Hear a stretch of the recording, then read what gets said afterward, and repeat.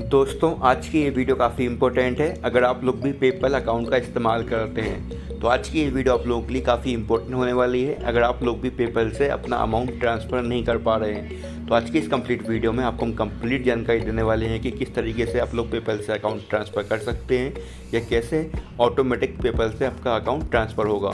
तो आज की इस कंप्लीट वीडियो में आपको हम कंप्लीट जानकारी देंगे, तो इस पूरी वीडियो को बिल्कुल ध्यान से देखते रहिए। नमस्कार दोस्तों, मैं हूं आपका अपना अंकित और आप देख रहे हैं टेक्निकल सर्च यूट्यूब चैनल। चलिए सीखते हैं।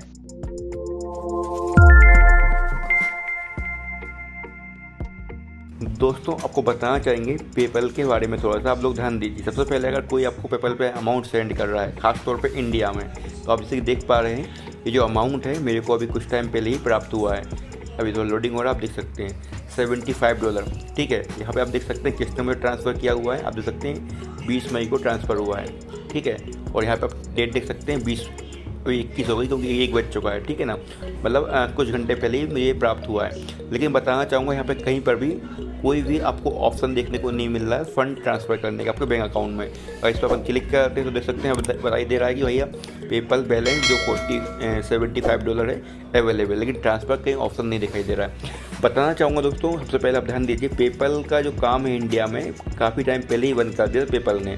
अब जो पेपल इंडिया में जो सर्विस प्रोवाइड कराता है वो बाहर बैठ के मतलब प्रोवाइड कराता है। तो यहाँ पे लोकल इंडिया में आप लोगों को कोई हेल्प सेंटर देखने को नहीं मिलता है। तो इनका सिस्टम जो कर रखा है, इन्हें बताना चाहूँगा, आपकी छोटी जानकारी है, समझने की कोशिश कीजिएगा।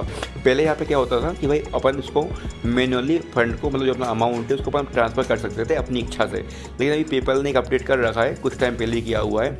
अगर कोई भी अमाउंट अगर आपके पेपल अकाउंट में रिसीव्ड होता है, ठीक है, तो पेपल की साइड से उसको 1 या 2 दिन के अंदर ऑटोमेटिकली यहाँ पे ट्रांसफ़र कर दिया जाता है। जैसे आप देख पा रहे हैं यहाँ पे लिखा हुआ है ट्रांसफ़र डेली, मतलब कि एक मतलब 24 घंटे के अंदर अंदर जो भी अमाउंट आपको रिसीव्ड हुआ है, जैसे आज आपको रिसीव्ड जो अमाउंट हुआ है वो 24 घंटे के अंदर अंदर आपके पेपल के द्वारा आपके बैंक अकाउंट में ट्रांसफ़र कर दिया जाएगा। ठीक है, पहली चीज़ ये हो गई। दूसरी, कई लोगों के साथ दिक्कत क्या आती है, पेपल में अमाउंट आने के बाद उनके अमाउंट पे एक होल्ड लग जाता है। तो वो दिक्कत कब आती है वो समझ लीजिए कि भाई अगर आप मान लीजिए अगर आप पेपल पे एक्टिव नहीं रहते, मान लीजिए आपने पेपल अकाउंट बना लिया है और आपने काफ़ी समय से उसको इस्तेमाल नहीं किया है और अचानक आपके लिए कोई फ़ंड मतलब आपके पेपल अकाउंट में आ जाता है, कोई मनी आ जाती है, तो पेपल सोचता है भाई कोई अपने इलीगल एक्टिविटीज़ नहीं की है, अचानक से पैसा आया, इसलिए उसको वो होल्ड कर देता है कुछ टाइम के लिए। ठीक है, सेकंड ये भी होता है कि भाई जैसे मान लो कि आपने डिफरेंट आईपी पे अपने पेपल अकाउंट को खोला हुआ है ना, जैसे मान लो कंप्यूटर में खोलना है, फिर किसी नेट कैफे में खोलना है, फिर किसी वाईफाई से लेके खोलना है, तब भी पेपल आपके अमाउंट को होल्ड कर देता है। इन 2 कारण से अमाउंट आपका जो होल्ड होता है, मतलब कि आप इस्तेमाल नहीं करते रनिंग में, इसलिए होल्ड होता है।